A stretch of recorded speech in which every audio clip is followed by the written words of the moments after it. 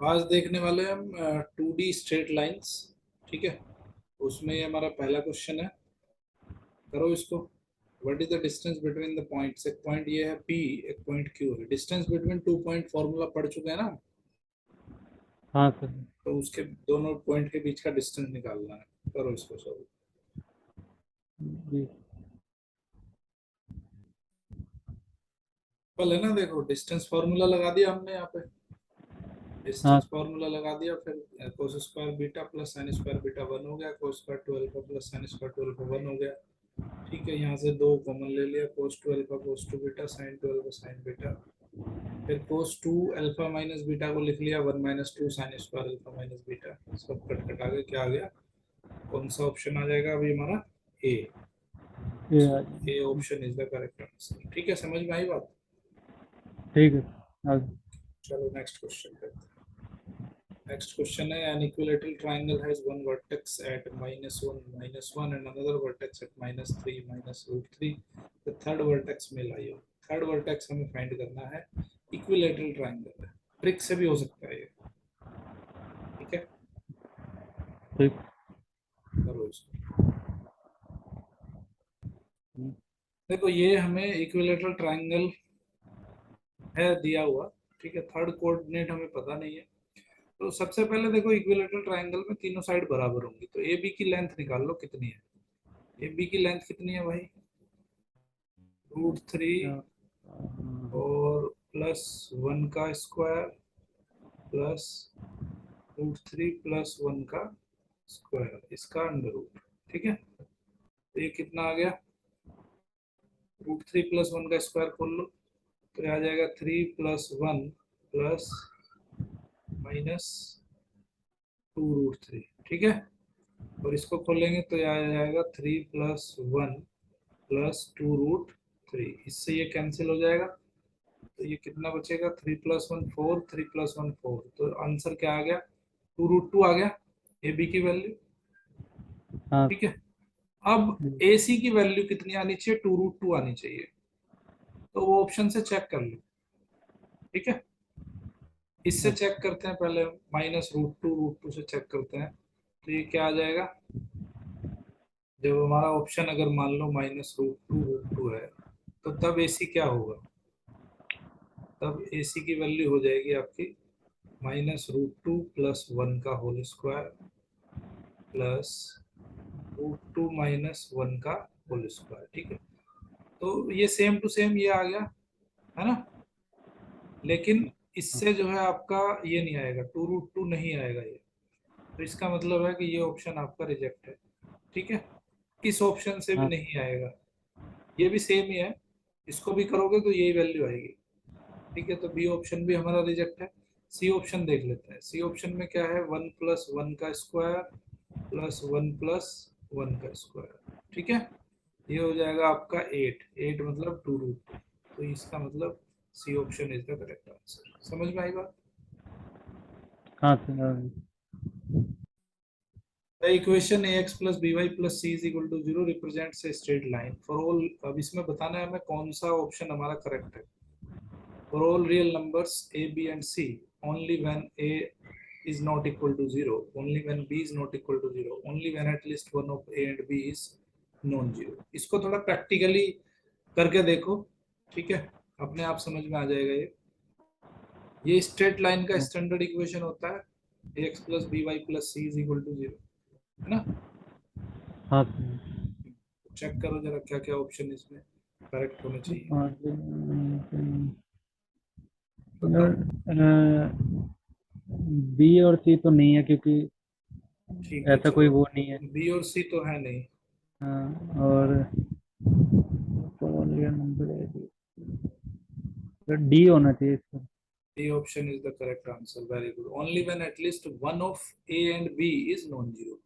ए और बी में से कोई सा भी अगर नॉन जीरो हो जाएगा तो ये स्ट्रेट लाइन का हाँ। इक्वेशन बन जाएगा। ठीक है, अगर हाँ। ए मान लो जीरो हो जाता है तो B Y plus C is equal to zero. ये Y X X Y Y is equal to something क्या होता है? एक्स एक्सिस पे इक्वेशन होता है। हाँ। ठीक है, एक्स एक्सिस के पैरेलल होता है। हाँ y sir. y is equal to something that is X axis के पैरेलल, ठीक है। ये अगर h हाँ है सर। तो ये एक्स एक्सिस के पैरेलल हो जाएगा, तो ये वाली जो इक्वेशन आएगी वो एक्स एक्सिस के पैरेलल आ जाएगी। और अगर ये वाली इक्वेशन होगी तो x is equal to something आएगा, ठीक है। तो अगर मान हाँ लो आपका a जीरो हो जाता है तो y is equal to something आएगा, अगर x b जीरो हो जाता है तो x is equal to something आएगा। तो अगर दोनों में से a और b दोनों में से कोई भी एक, कम से कम एक अगर नॉन जीरो है तो तब ये स्ट्रेट लाइन को रिप्रेजेंट करेगा, ठीक है। ठीक है। हाँ। चलो नेक्स्ट देखते हैं, fourth question. What is the angle between the lines x cos alpha plus y sin alpha is equal to a and x sin beta minus y cos beta is equal to a। दो line दे रखी है straight line, दोनों के बीच का angle find करना है। पता है ना कैसे करते हैं? हाँ सर, कैसे देखता हूँ करते हैं? देखता हूँ। पहले इसका m1 निकालेंगे इस लाइन का, दूसरी का m2 निकालेंगे, और दोनों के बीच का जो एंगल होता है वो होता है tan theta. Tan theta is equal to m1 minus m2 upon 1 plus m1 m2। ये होता है दोनों लाइन के बीच का एंगल। m1 क्या है? ग्रेडियंट ऑफ दिस लाइन, और m2 है ग्रेडियंट ऑफ दिस लाइन, ठीक है। दोनों के बीच का एंगल निकालो, ये तरीका अप्लाई करो। ग्रेडियंट निकाल लोगे ना इसका? हाँ सर, कर ऐसे दीजिए। निकालते हैं ग्रेडियंट, क्या होता है? m1 क्या हो जाएगा? M1 मतलब ये होता है ना, माइनस कॉस, देखो माइनस इसको, कॉस का। इसको अगर आप y is equal to M X plus C की फॉर्म में लिख लो, इस इक्वेशन को, ठीक है। हाँ तो जो m होगा, m ही आपका ग्रेडियंट होगा, बस सिंपल। y को खाली छोड़ दो, बाकी सब उधर लेके चले जाओ, ठीक है। तो अगर ठीक है। हम इसको लिखते हैं y sine alpha is equal to हो जाएगा, y sine alpha is equal to क्या हो जाएगा? Minus X cos alpha plus A हो जाएगा, है ना। अब इसको दोनों तरफ साइन अल्फा से डिवाइड कर देंगे हम, तो ये हो जाएगा y is equal to minus X cot alpha plus A upon sine alpha, ठीक है। अब यहाँ पे देखो इसके कंपेयर करेंगे y is equal to M X plus C से, तो m की जगह पे क्या रखा है? माइनस कोट अल्फा रखा है, तो इसका m1 आ जाएगा माइनस कोट अल्फा, ठीक है। ठीक है। इसी तरह से इसका m2 निकाल लेंगे, करो हाँ। इसको, करो, नहीं होता है तो मैं बताता हूँ। ठीक। और देखो m1 आ गया आपका माइनस कोट अल्फा, लेकिन हमें जो टेन थीटा का फॉर्मूला है ना यहाँ पे, तो m1 m2 की वैल्यू भी 10 में ही होनी चाहिए। तो हम माइनस कोट अल्फा को लिख सकते हैं 10 पाई बाई 2 प्लस अल्फा, ठीक है। अब उसी तरह से m2 निकाल लेंगे। m2 क्या आ जाएगा हमारा? m2 में डायरेक्टली लिख देता हूँ, ठीक है। m2 आ जाएगा 10 बीटा। तो अब वैल्यू रखेंगे इसके टेन थीटा की। Tan theta is equal to m1 minus m2 upon 1 plus m1 m2, ठीक है। रख दो वैल्यूज। m1 की वैल्यू क्या है? 10 pi by 2 plus alpha minus 10 beta upon 1 plus 10 pi by 2 plus alpha into 10 beta, ठीक है। अब यहाँ पे ये क्या हो जाएगा आपका? देखो 10 a प्लस बी का क्या फॉर्मूला है? 10 a plus 10 b upon 1 1 plus. Minus 10 a 10, ठीक है। ये होता है हाँ। ना। हाँ सर। तो अभी ये आ जाएगा आपका 10, ये a है आपका पाई बाई 2 प्लस अल्फा, और b है आपका बीटा। माइनस माइनस वाला लेना पड़ेगा फॉर्मूला, ठीक है। a माइनस अच्छा। बी होता है आपका minus 10 a minus 10 b upon 1 plus 10 a। तो ये जो वैल्यू हो जाएगी वो हो जाएगी pi by 2 plus alpha minus beta, ठीक है। यहाँ तक कोई दिक्कत है? नहीं, यहाँ पर। ओके। अब देखो 10 pi by 2 plus alpha minus beta, यहाँ पे ये आ गया आपका टेन थीटा, ठीक है। कंपेयर करेंगे तो थीटा की वैल्यू क्या आ गई? थीटा आ गया आपका pi by 2 plus alpha minus beta. अच्छा, क्लियर है? हाँ ठीक है ना? हाँ सर। ओके, इसको मैं क्या लिख सकता हूँ? इसको मैं लिख सकता हूँ pi plus 2 alpha minus 2 beta upon 2, ऐसे भी लिख सकता हूँ। हाँ ठीक है, हाँ। कौन सा ऑप्शन करेक्ट है? पाई माइनस 2 बीटा प्लस 2 अल्फा/2, ये डी वाला ऑप्शन करेक्ट। क्लियर? अच्छा अच्छा, हाँ सर। चलो नेक्स्ट क्वेश्चन देखें। हाँ हाँ सर, ठीक। ठीक है, चलो नेक्स्ट क्वेश्चन है हमारा, consider the following statement for an equation of A line x cos theta plus y sin theta is equal to p normal from the length of perpendicular from the point alpha beta to the line. The length of perpendicular from the point alpha beta to the line this. देखो दो एक line है हमारे पास x cos theta plus y sin theta is equal to p, उस पे अगर length of perpendicular निकाल रहे हैं p पॉइंट से, तो वो आ रहा है x cos theta plus b sin theta plus p। ठीक है, दूसरा कोई पॉइंट है हमारे पास, उसी पॉइंट से अगर हम अल्फा बीटा पॉइंट से ही X upon A plus Y upon B is equal to 1 पे परपेंडिकुलर निकाल रहे हैं, तो वो आ रहा है इतना। तो अभी हमें बताना है कौन सा स्टेटमेंट ट्रू है।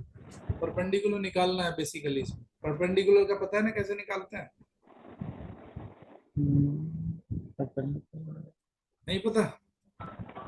नहीं सर, ये ए एक्स तो पढ़ा क्या है तुमने यार, A X plus B Y plus C is equal to 0। अगर इस लाइन पे हमें परपेंडिकुलर निकालना है, किससे? x1 और y1 से, तो उसकी जो वैल्यू होती है वो होती है a1x plus b1y plus C upon A square plus B square का अंडर रूट। ठीक है, ये होता है length of perpendicular from any point X Y. ठीक है, समझ गए बात? हाँ करो इसको, चेक करो दोनों ऑप्शन में क्या करेक्ट है क्या गलत है। तो देखो इससे जो ये हमारी ये लाइन है X cos theta plus Y sine theta is equal to P, तो अल्फा बीटा से इस पे परपेंडिकुलर डिस्टेंस आ जाएगी यही। ठीक है, अगर आप निकालोगे तो एक्स की जगह पे अल्फा रखना है, वाई की जगह पे बीटा रखना है, और माई ये हो जाएगा आपका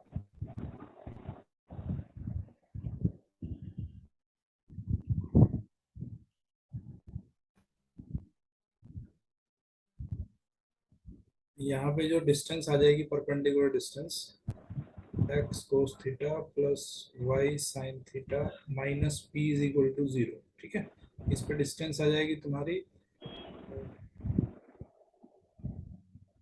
alpha cos theta plus beta sine theta minus P upon cos square theta plus sine square theta का अंडर रूट। तो ये वैल्यू यही आ जाएगी, है ना, alpha cos theta plus beta sine theta minus P. तो इसका मतलब ये है कि ये तो गलत लिखा है ना, यहाँ पे प्लस पी लिखा हुआ हाँ है। तो स्टेटमेंट 1 इज इनकरेक्ट।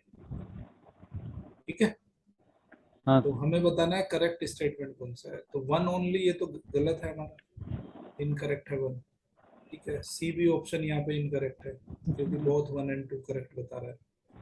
ठीक है, अब चेक कर लेते हैं इस पे परपेंडिकुलर डिस्टेंस। तो या तो ऑप्शन बी हो सकता है या डी हो सकता है। इस पे अगर परपेंडिकुलर डिस्टेंस चेक करेंगे तो ये क्या आएगा, alpha upon A plus beta upon B minus 1 upon, ये आ जाएगा 1 अपॉन ए का स्क्वायर प्लस 1 अपॉन बी का स्क्वायर का अंडर। ठीक है, यहाँ पे अब एलसीएम ले लो, अल्फा बीटा एलसीएम आ जाएगा, तो ये आ जाएगा alpha beta, sorry A B है ना, तो बी है ना। ठीक है, यस। तो यहाँ पे जो ये आ जाएगा हमारा, तो ए बी यहाँ पे एलसीएम आ जाएगा, ए बी एलसीएम ले लेंगे तो ये बचेगा हमारे पास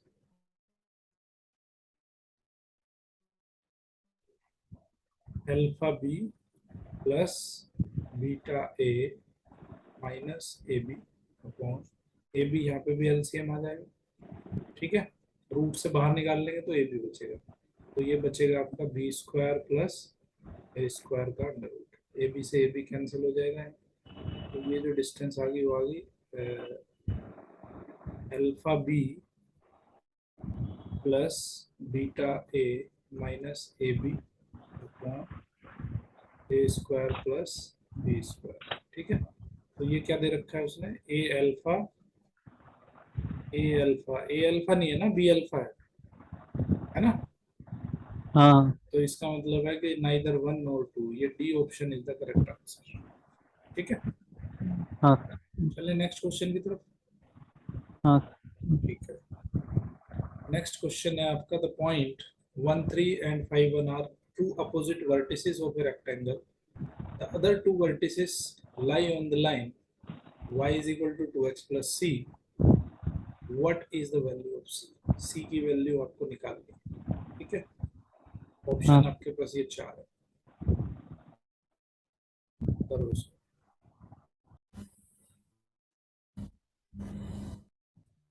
If the lines 3y plus 4x is equal to 1, y is equal to x plus 5 and these are concurrent, then what is the value of b? Concurrent का मतलब क्या होता है, एक ही प्लेन में लाई करनी चाहिए, मतलब कोप्लानर है। ठीक है, हाँ कोप्लानर कैसे बताया हुआ मैंने कैसे करते हैं,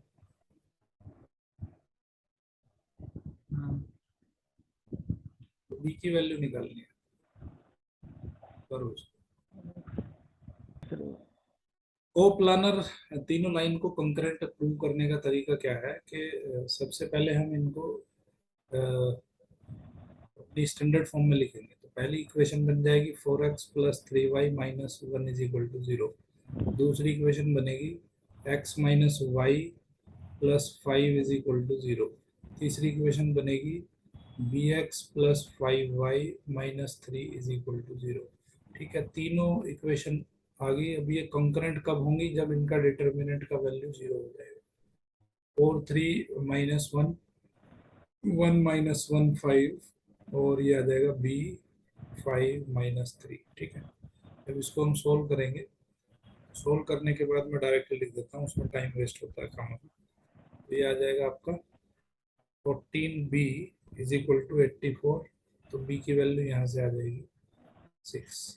ठीक है, option C is the correct answer. अच्छा क्लियर, अच्छा तो अच्छा, ये उससे तरीका, भी 6 ही आ रहा था वैसे। हाँ ठीक है, उससे देखो मेथड कई हो सकते हैं, लेकिन मुझे लग रहा है ये शॉर्ट मेथड है हाँ ना। हाँ ठीक है, तो यहाँ पे क्योंकि टाइम के बहुत मायने होते हैं, तो आपको शॉर्ट मेथड होना चाहिए समझ में, शॉर्ट मेथड पता होना चाहिए, शॉर्ट ट्रिक पता होना चाहिए। ठीक है, जी। चलो नेक्स्ट क्वेश्चन देखते हैं।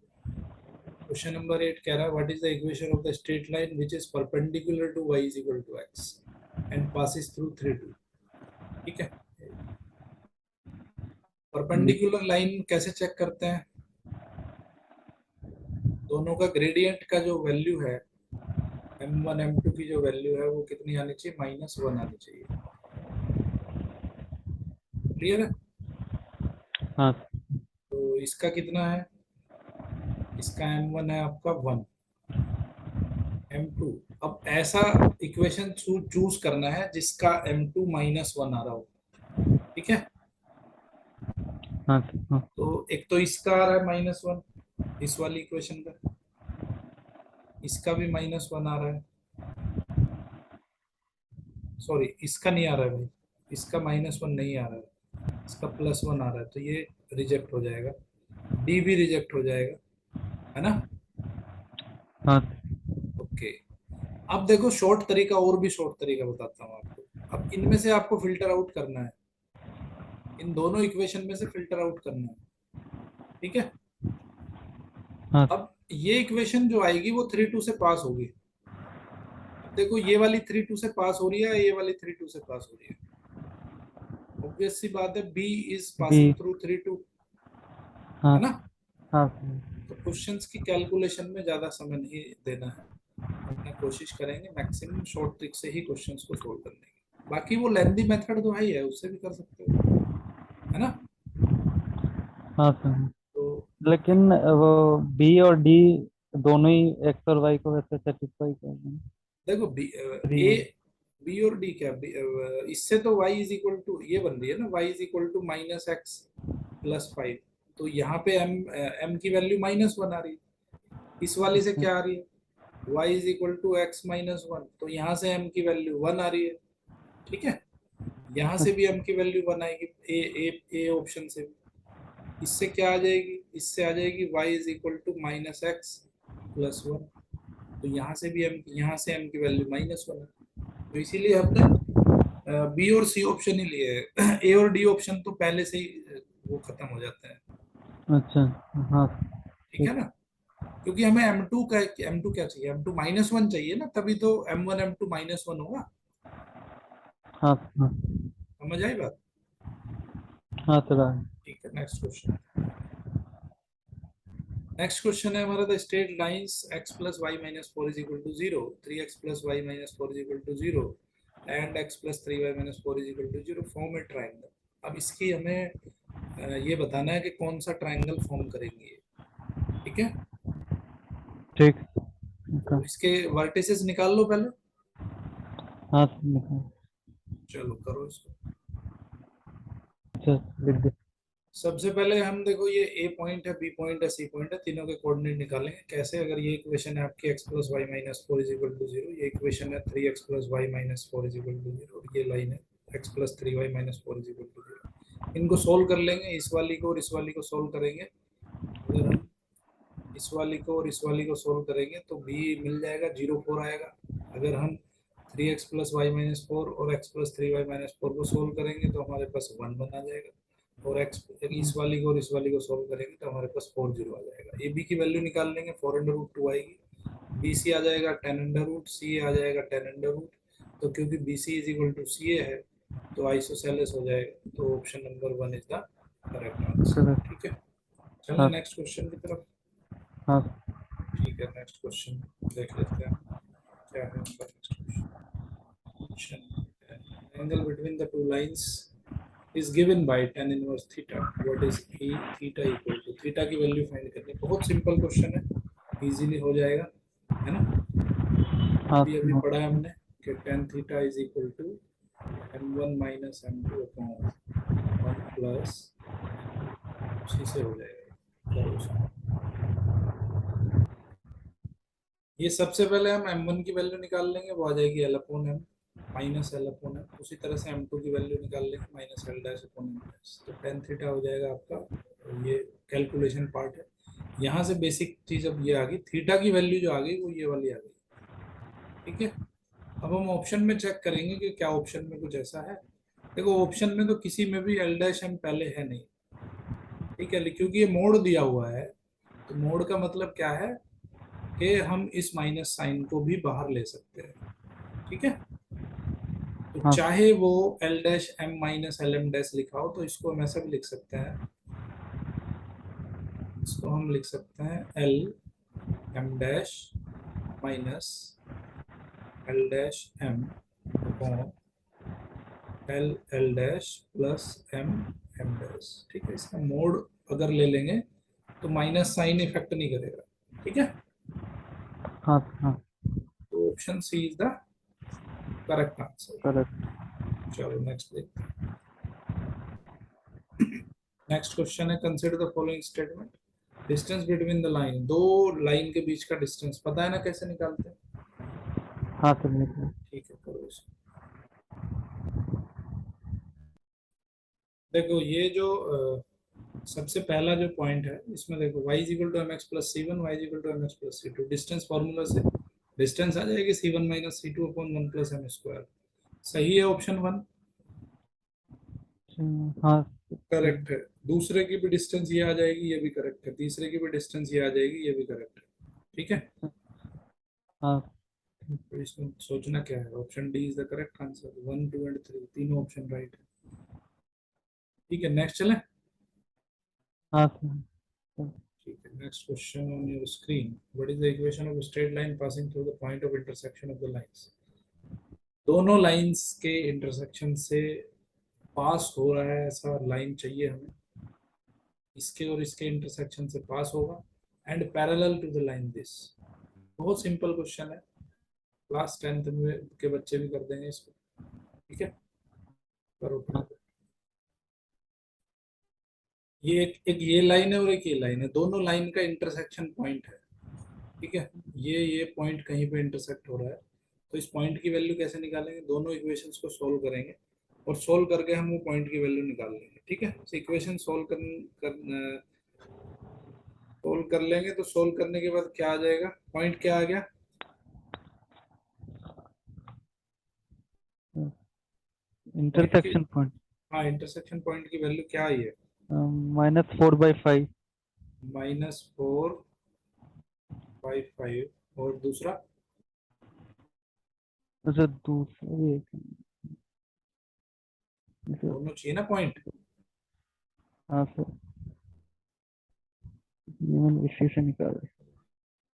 x/2 + y/3, देखो इसमें क्या करो, इसमें 1/6 से मल्टीप्लाई करो, इसमें 1/2 से मल्टीप्लाई करो, तो ये हो जाएगा x/6 + y/9 = 1/3। ये इक्वेशन हो जाएगा, इसमें 2 से मल्टीप्लाई करो, x/6 y/4 = 1/2, माइनस अच्छा कर दो, एक्स तो एक्स ये और आ वाई की जाएगा। वैल्यू पूछ रहे थे क्या? x और y की वैल्यू तो पूछ रहा हूँ। अच्छा वो है ये 6/5 और 6/5 दोनों है। ओके, चलो मैं डायरेक्टली लिख देता हूँ यहाँ पे, 6/5 और 6/5, ठीक है।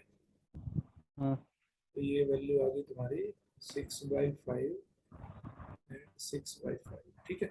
अब वो इक्वेशन हमें निकालनी है जो, वो स्ट्रेट लाइन निकालनी है जो इस पॉइंट से पास हो रही हो, इस पॉइंट से पास होने वाली इक्वेशन मान लेते हैं ये वाली है, और इसके पैरेलल है। ये जो इक्वेशन है, ये इक्वेशन है आपकी 4x + 5y - 6 = 0।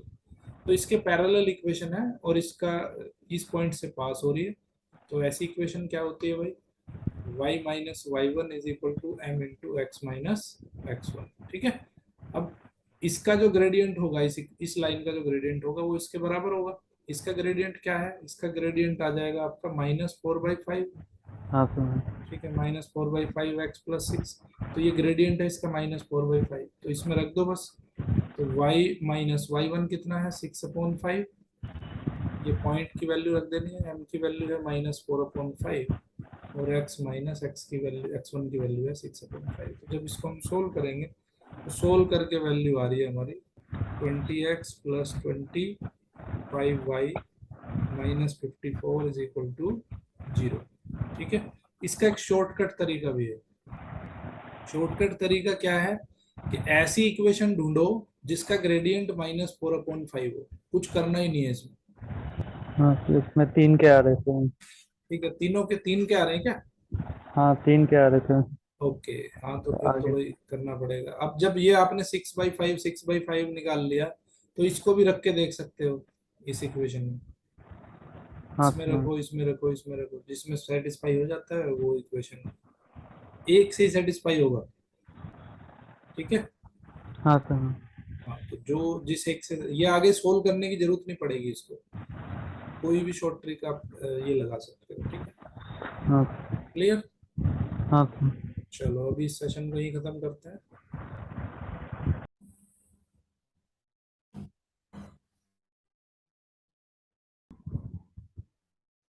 क्वेश्चन को देख लेते हैं। Consider the following, the length p of the perpendicular from the origin to the line. इस लाइन पे परपेंडिकुलर निकालो ओरिजिन से, क्या होगा, ax + by - c = 0। इस पे अगर p है परपेंडिकुलर, तो कैसे निकालें ओरिजिन से, ओरिजिन से आ जाएगा -c, ये जीरो रखेंगे, 0 0 हो जाएगा, हाँ अपॉन a² + b² का √। अगर हम p² करते हैं तो क्या आता है, c² अपॉन a² + b², ठीक है। तो इसका मतलब है कि तुम्हारा जो स्टेटमेंट बना है वो करेक्ट है, समझ गए बात। हाँ ओके, अब सेकंड स्टेटमेंट देखते हैं। सेकंड स्टेटमेंट क्या है, the length p of the perpendicular from the origin, किस पे भाई, किस पे ले रहा है ये, टू द लाइन। अब इस लाइन पे ओरिजिन से परपेंडिकुलर डालो, कौन सी लाइन है आपकी, x/a + y/b - 1 = 0।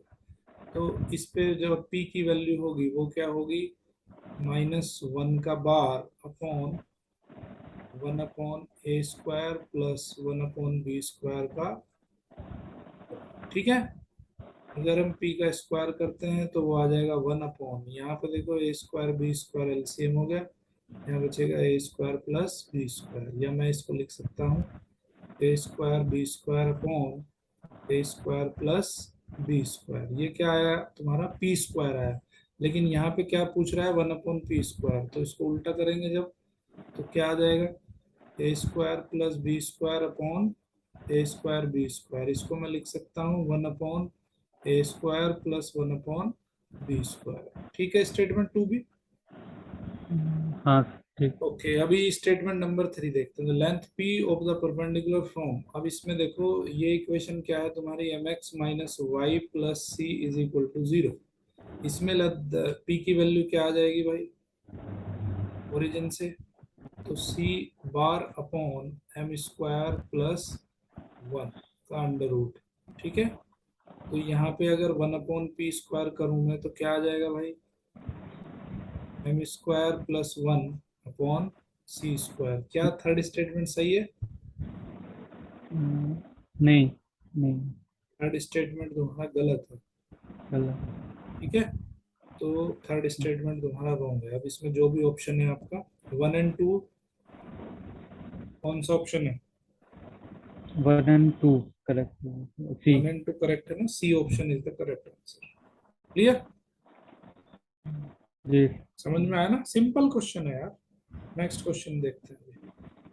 क्वेश्चन नंबर 18 में कह रहा है what is the equation of the straight line. ये कर लिया तुमने?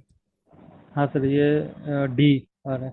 D D D D D गलत है भाई, इसका ऑप्शन है D. What is the equation of the straight line passing through the point and making an intercept on the positive y axis equal to twice its intercept on the positive x axis. भाई interception form पढ़ी है तुमने? हाँ sir, पढ़ी थी। क्या होती है, x/a plus y/b is equal to 1। ये है स्ट्रेट लाइन का इंटरसेप्ट फॉर्म। ये कब होता है, जब x एक्सिस पे a इंटरसेप्शन है और y एक्सिस पे b इंटरसेप्शन है, ठीक है। तो इस इक्वेशन को लिखेंगे हम x/a plus y/b is equal to 1। अब ये कह रहा है कि इंटरसेप्शन क्या है, making an intercept on the positive y-axis equal to twice its interception on the positive x-axis। x-axis पे जो इंटरसेप्शन है उसका ट्वाइस वो इंटरसेप्ट कर रहा है y-axis पे।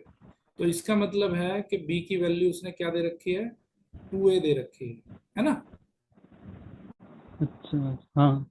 तो b की वैल्यू जब 2a रखेंगे तो इक्वेशन क्या बनेगी भाई, y/2a is equal to 1। a यहाँ पे एलसीएम ले लो, 2a यहाँ पे एलसीएम हो जाएगा, तो क्या बनेगा, क्या बनेगा 2x plus y is equal to 1। तो ये बनेगा 2x plus y is equal to 2a। समझ में आई बात? अब ये x और y कहाँ से, ये इक्वेशन कहाँ से पास हो रही है, 2 3 से पास हो रही है, तो इसको सेटिस्फाई करेगी। तो रखेंगे 2 × 2 plus 3 is equal to 2a। कितनी वैल्यू आ गई, 4 प्लस 3 7 आ गई। तो a की वैल्यू आ गई भाई 7/2। a की वैल्यू अगर 7/2 है तो b की वैल्यू कितनी आ जाएगी, 7 आ जाएगी, ठीक है। हाँ। तो इक्वेशन क्या हो गई, x/a, a मतलब 7/2, या यहीं पे रख दो, 2x plus y is equal to 2a, यहीं पे रख दो। तो ये बन जाएगी 2x plus y is equal to 2a मतलब 7, ठीक है।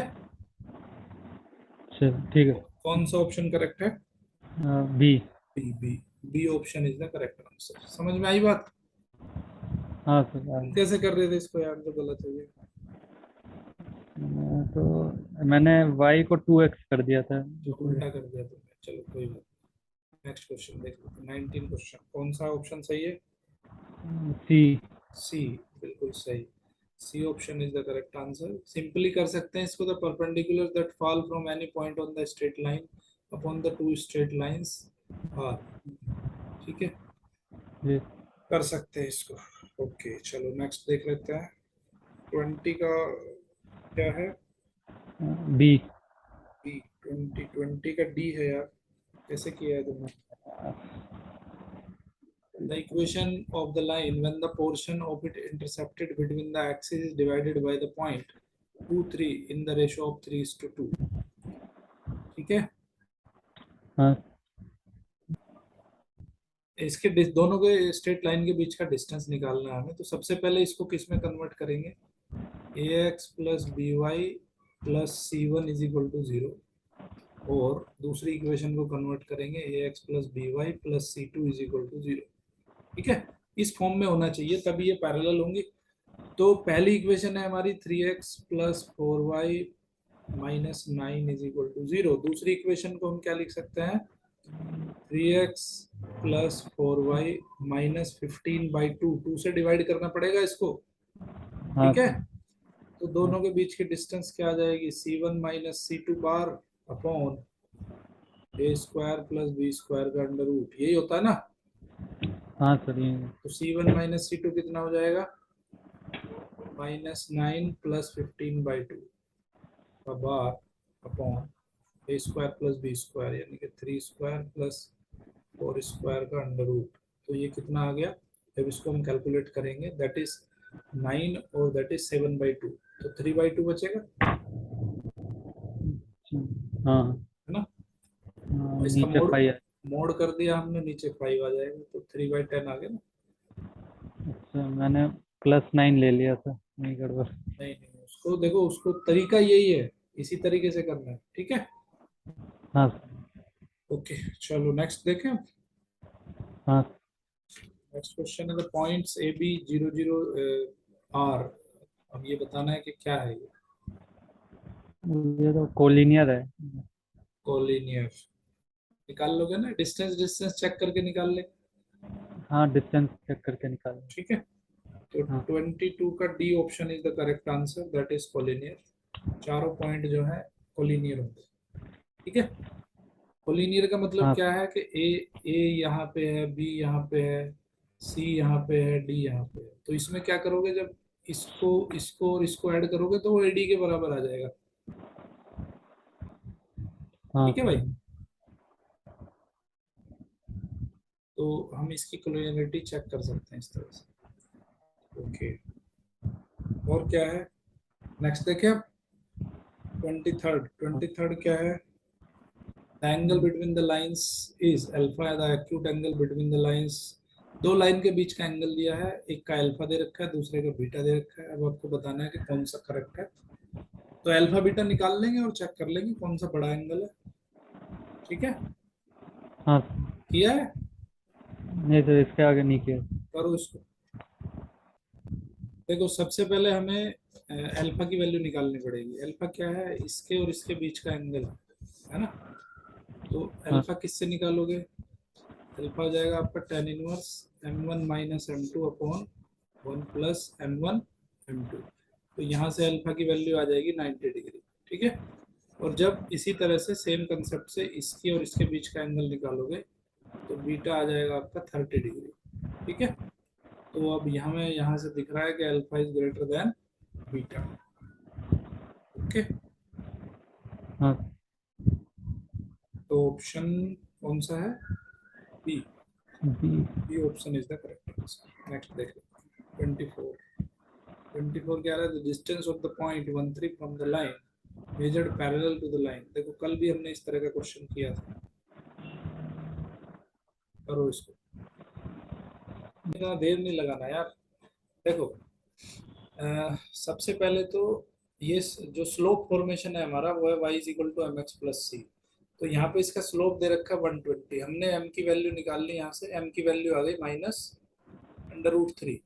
तो अब दो ऑप्शन तो यहाँ पे ऑलरेडी हमारे खत्म हो जाते हैं, बी और डी, क्योंकि इसमें जो m की वैल्यू आ रही है वो √3 आ रही है, +√3। ठीक है, तो इसका मतलब ऑप्शन ए या सी में से एक सही है। अब दोनों को हम दोनों को उस फॉर्म में कन्वर्ट कर लेंगे, किस फॉर्म में, इंटरसेप्शन फॉर्म में। इंटरसेप्शन क्योंकि वाई एक्सिस का इंटरसेप्शन कैसा है, नेगेटिव है।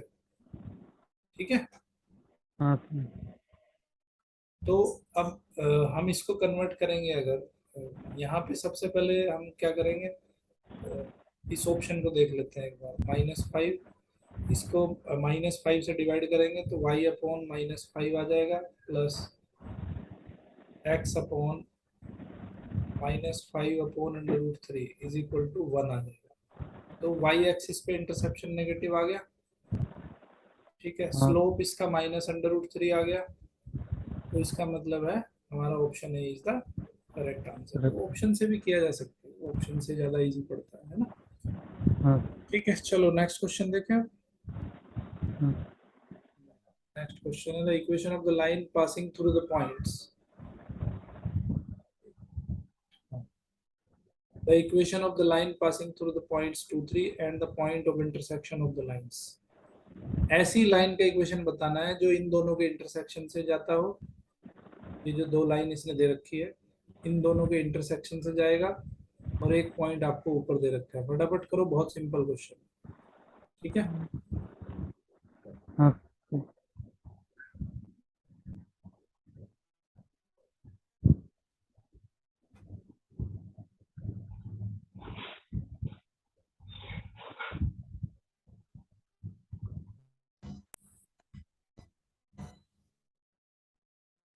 तो इसमें क्या करना है, इसके तीन वर्टिसेस दे रखे हैं पैरेललोग्राम के कंसेक्यूटिव। तो एक मान लिया हमने -2 -1, एक मान लिया 1 0, एक मान लिया 4 3। अब देखो पैरेललोग्राम में ये साइड और ये साइड बराबर होगी, तो इस साइड का डिस्टेंस कितना आ जाएगा, 4 - 1 का स्क्वायर 3 स्क्वायर प्लस 3 स्क्वायर का अंडर रूट। अब यहाँ पे ऐसा पॉइंट रखना है जिसकी डिस्टेंस ये सेम आए। तो वो पॉइंट कौन सा है, वो पॉइंट है पहला ऑप्शन 1 2, क्योंकि इसका डिफरेंस देखो 1 - 2 का डिफरेंस है 3, और 2 - 1 का डिफरेंस है 3। तो इसका भी डिस्टेंस आ गया 3 स्क्वायर प्लस 3 स्क्वायर का अंडर रूट, ठीक है, बराबर आ गया। तो इसका मतलब option A is the correct answer, ठीक है। नेक्स्ट क्वेश्चन देखो, question number 30। What is the ratio in which the point divides the line joining the points? बहुत सिंपल क्वेश्चन है, करो इसको। करना क्या है हमें, देखो ये पॉइंट, ये लाइन दे रखी है, ये पॉइंट दे रखा है इसने। एक पॉइंट है -2 2 -2 -2। दूसरा पॉइंट दे रखा है इसने 2 -4, ठीक है। एक कोई पॉइंट है यहाँ पे -2/7 और -20/7, ठीक है। अब ये पूछ रहा है कि कितने रेशो में इसको डिवाइड कर रहा है। ये ए पॉइंट है, ये बी पॉइंट है, और ये सी पॉइंट है। तो हम मान लेते हैं कि k:1 का रेशो है, k:1 का रेशो है ना। हाँ तो क्या आ जाएगा, पॉइंट पहला पॉइंट आ जाएगा, वो फॉर्मूला है हमारे पास क्या। अगर कोई के इंटरसेक्शन फॉर्मूला है ना, हाँ सर है। क्या है, एक्स की वैल्यू क्या बराबर होती है, के उसमें रखना तो KX2। अच्छा। mx2 प्लस nx1, या k की उसमें रखें अगर फॉर्म में, तो x की वैल्यू आ जाएगी तुम्हारी kx2 प्लस अपॉन क्या आएगा, k+1। K+1 हाँ। और y की वैल्यू आ जाएगी ky2 plus y1 upon k+1। तो जब x1 x2 क्या है तुम्हारे पास, ये है तुम्हारा x1 x2, और ये है तुम्हारा, सॉरी, x1 y1 ये दे रखा है, और x2 y2 ये दे रखा है, ठीक है। तो जब ये वैल्यू रखोगे आप, तो ये जो -2/7 और -20/7 है, इसकी वैल्यू बराबर आ जाएगी। मैं डायरेक्टली लिख देता हूँ, ठीक है, कैलकुलेशन तो आराम से कर सकते हो। तो इसकी वैल्यू आ जाएगी 2k - 2/k+1, पहला कोऑर्डिनेट आ गया। दूसरा आएगा -4k - 2/k+1। जब भी कभी ऐसी क्वेश्चंस आए, उसमें के और 1 का ही रेशो लेना है, ठीक है। तो यहाँ से के की वैल्यू निकाल सकते हो। के की वैल्यू आ जाएगी, जब इसको सोल्व करेंगे तो आ जाएगी 3/4, ठीक है। और होगा। के ही वो रेशो है जो हमें फाइंड करना है। तो 3:4 के रेशो में ये डिवाइड होगा। कौन सा ऑप्शन है, B. B. Option B is the correct answer, ठीक है। ठीक है। चलो नेक्स्ट क्वेश्चन अभी तुम्हें खुद करने हैं, ठीक है। ये 31 मैं स्लाइड में दिखा देता हूँ, ये खुद करने हैं और करके इनके आंसर बताने हैं, ठीक है।